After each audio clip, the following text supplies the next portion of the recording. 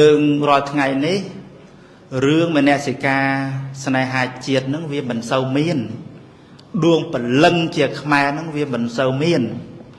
nè về khá tới dương vì plek luôn rồi nè plek luôn mình bàn squall ở vây chia vập bật thô ở vây chia bột pi ni ở vây chia tạ sinh nhàn chia rồi bỏ dương ở bít bỏ con không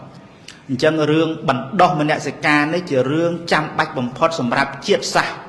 lơ bị phốp lô nữa hả hay triệt xa kế cái prăng trai bỏ kế tới hay dương chờ khmer nó có cầm trâu plek luôn á rồi trâu ta bẩn đo nơi mình nẹt sẽ ca triệt nó ở khăng sầm bàm cái nòng đuông hạ rồi tây đuông chặt rồi bỏไป chơi bọt khmer dương tu tới hay men tên tao á bờ sân bờ dương ban sắc xa ông pi bộ vật để xa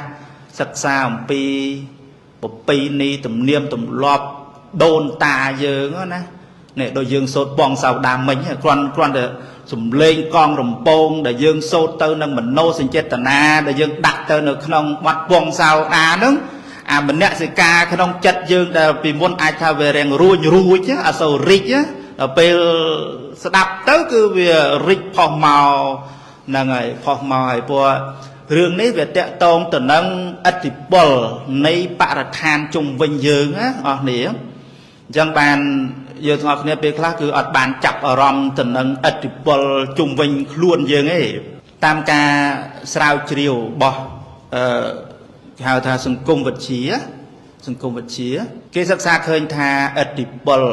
ដែលមានមកលើយើងទាំងអស់គ្នាឥទ្ធិពលសង្គមហ្នឹងគឺខ្លាំងជាជាងឥទ្ធិពលណានៃទាំងអស់ក្នុងនោះយើងឃើញមានឥទ្ធិពល3ដែលស្រោចស្រពមកលើយើងទាំងអស់គ្នាទី1ឥទ្ធិពលគ្រួសារ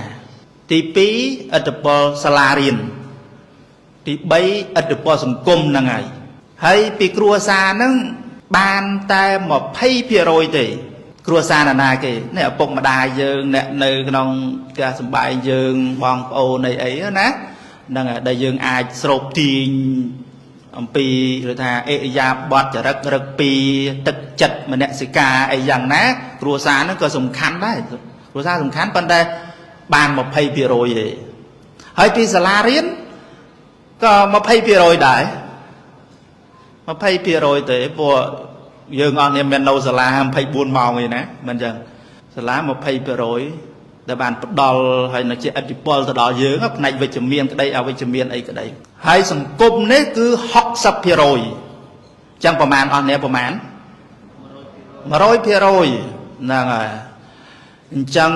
បើសិនណាបើនៅក្នុងបរិបទទូទៅក្នុងសង្គមនេះវាមានអវិជ្ជមានច្រើន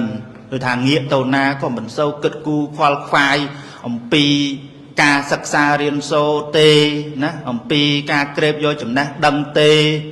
ណាអំពីការបង្កើននៅសមត្ថភាពទេណាអំពីរឿងវិជ្ជមានជាច្រើនក្នុងសង្គមដើម្បីរីកចម្រើនទេងាកទៅណាឃើញតែស៊ីផឹក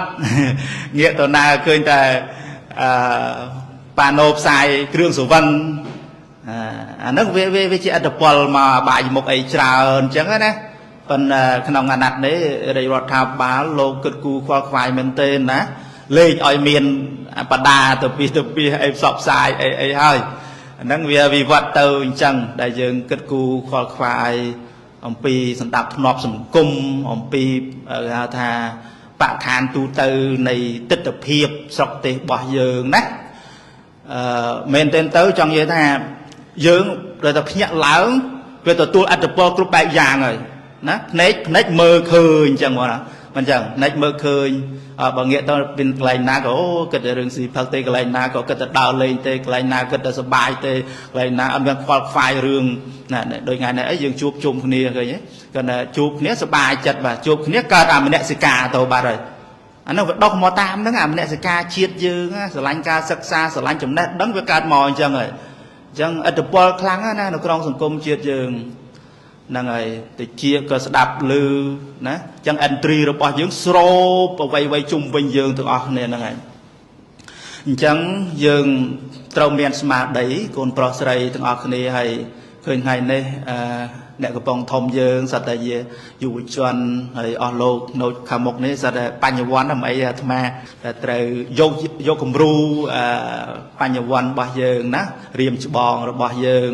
ទម្រាំគាត់បានមកដល់កម្រិតនេះមិនលេងថេងណាតស៊ូប្រឹងប្រែងដោយអាត្មានេះទម្រាំបានមកត្រូកាន់ក្បាលត្រូកាន់ហ្វឹកហាត់ចង់20ចង់30ឆ្នាំជាងទម្រាំបានមកអញ្ចឹងហើយឆ្លងកាត់ឧបសគ្គតស៊ូក្នុងជីវិតហើយអាត្មាគិតថាដូចកូនទាំងអស់គ្នាចាញ់មកពីជីវភាពមិនសម្បូរធូរធារអីទេណាដោយច្រើនជាប្រវត្តិយើងនឹងក៏ជាត្រកូលកសិករហ្នឹងហើយយើងទាំងអស់គ្នាណាកូនកូនកុំឲ្យមានការបាក់ទឹកចិត្តឬក៏អអន់សពន់ចិត្តឬក៏តូចចិត្តក្នុងដំណើរជីវិតរបស់យើងថាយើងនឹងមិនលទ្ធភាពមិនធូរធារដោយគេតកូលក្រីក្រលំបាកលំបិនអីកូនអស់គ្នាត្រូវគិតថាអាភាពលំបាកលំបិនជីវភាពរបស់យើងមិនសម្បូរវាបានទៅជាធម្មពលមួយធម្មពលដែលជំរុញយើងនឹងឲ្យប្រឹងប្រែងសិក្សារៀនសូត្រទទួលបានចំណេះដឹងពីគ្រប់មជ្ឈដ្ឋានអានឹងបានល្អប្រសើរយើងអត់ទៅដេកដួលទៅនឹងស្ថានភាពជីវភាពរបស់យើងទេហើយដូចមែនទែនទៅអស់លោកទាំងអស់គ្នាអីនេះមិនមែនមកកើតមកក្នុងតកូលសេដ្ឋីកហបតីទេណាមែនណាដោយច្រើនទៅតកូលតស៊ូសម្បីថ្នាក់ដឹកនាំរបស់យើងថ្នាក់ដឹកនាំរបស់យើងក្មេងវត្តអីទៅតើឃើញទេអញ្ចឹងយើងអាចសិក្សាអំពីវីរភាពរបស់ចាស់ទុំរបស់យើងរៀមច្បងរបស់យើងប្រឹងប្រែងធ្វើយ៉ាងណាឲ្យសមត្ថភាពនឹងលេចធ្លោឡើងណាហើយមានសមត្ថភាពហើយជាពិសេសគឺមនសិការនឹងសំខាន់តែម្ដងណាកូនយើងទាំងអស់គ្នាបើសិនណាបើមនសិការយើងទន់ជ្រាយមនសិការយើងវតិចទួយឲ្យគិតខ្វល់ខ្វាយអំពីអត្តសញ្ញាណជាតិយើងប្រពៃណីយើងវប្បធម៌យើងអសាសសាសជាតិយើងទឹកដីយើងអីទេគឺយើងមិនអាចនឹងរីកចម្រើនលេចធ្លោនៅក្នុងឆាកជាតិអន្តរជាតិទៅបានទេហើយយើងមែនទែនទៅរាល់ថ្ងៃនេះគឺយើងវាមានមោទនភាពតែនឹងដូនតាយើងពីមុនមកនោះវាសម្បើមយ៉ាងហ្នឹងហើយប៉ុន្តែសូមឲ្យមោទនភាពរបស់យើងនេះបានទៅជាកម្លាំងមួយរុញច្រានយកឲ្យប្រឹងប្រែងធ្វើយ៉ាងណាឲ្យបានមិនបានដូចដូនតារបស់យើងដែលបន្សល់ទុករាប់ពាន់ឆ្នាំអីក្តីក៏បានទៅជាឈាមជួរឲ្យវាស័ក្តិសមជាអ្នកបន្តពូជបងវងត្រកូលខ្មែរដែលពូកែអស្ចារ្យអញ្ចឹងណាដោយខេត្តកំពង់ធំយើងនេះប្រាសាទបូព្រៃគុកកសាងមុនកោឬក្រោយអង្គរអស់នេះមុនកោទៅទៀតណានេះមុនកោទៅទៀតហ្នឹងហើយយើងដល់ច្រើនពេលខ្លះយើងដឹងតែប្រាសាទអង្គរវត្តទេណាល្បីទូទាំងពិភពលោកហើយពេទ្យយើងនៅទីកំណើតកើតជារបស់យើងទាំងអស់គ្នាក៏មានសម្បត្តិវប្បធម៌អច្ឆរិយៈនៅទឹកដីនេះផ្ទាល់តែម្ដងណាហើយមុនកោទៀតនឹងដូនតាយើងប៉ុន្តែជារួមគឺនៅក្នុងទឹកដីសវណ្ណភូមិកម្ពុជា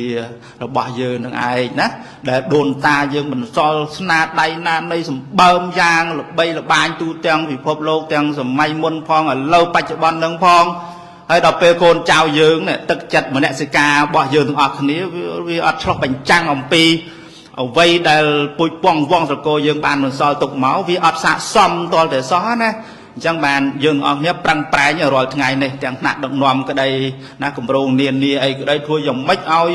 មនសិការទឹកចិត្តឆន្ទៈនឹងវាដោះក្នុងណាដួងចិត្តរបស់យើងទាំងអស់គ្នាឲ្យវារឹងមាំទៅរឹងប៉ឹងទៅខ្លាំងទៅណា